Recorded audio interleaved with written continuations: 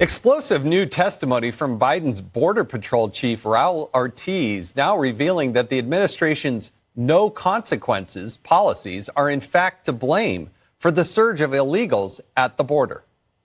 Since President Biden was elected, does this document indicate that aliens illegally entering the United States perceive that they will be able to enter and remain in the United States? Objection. Yes. Why is it important to detain and remove demographics that are amenable to the Border Patrol? One, you want to make sure you have consequences. Okay. And if you don't have consequences, what is likely going to happen? Objection. In my experience, we have seen increases when there are no consequences. There's an assumption that if migrant populations are told that there's a potential that they may be released, that yes, you can see increases. So it will increase at an exponential rate? Is that what is being suggested here? Objection. Well, I do think it will increase, yeah. That damning admission came during a July 28th deposition with the Florida Attorney General's office. The state is currently suing the Biden administration over its catch and release immigration policy.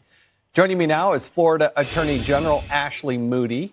Madam Attorney General, why did you bring this? And what were some of the stunning statistics that you got out of this testimony and through your research? Well, one part that you didn't see there is he also testified that these policies that are encouraging this incredible surge into our country is also putting Americans and migrants more at risk.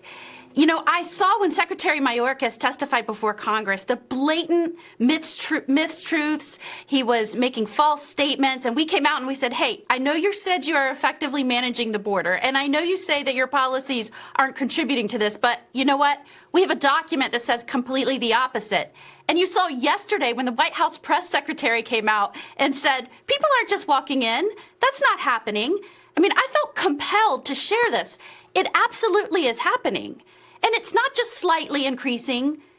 These are numbers that are historic. We've never seen anything like this.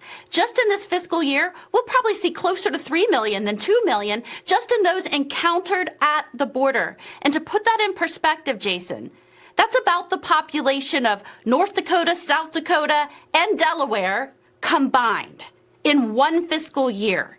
I know they want to deny. That's their go-to defense mechanism, right? Deny, deny, deny. There's no inflation. There's no recession. There's not a surge on our border. Our country isn't less safe. Somebody needs to expose this for what it is. This should shock Americans that the administration is being dishonest with them purposefully. And I'm proud to do it. I'm proud to stand up for the truth in this country because it's important.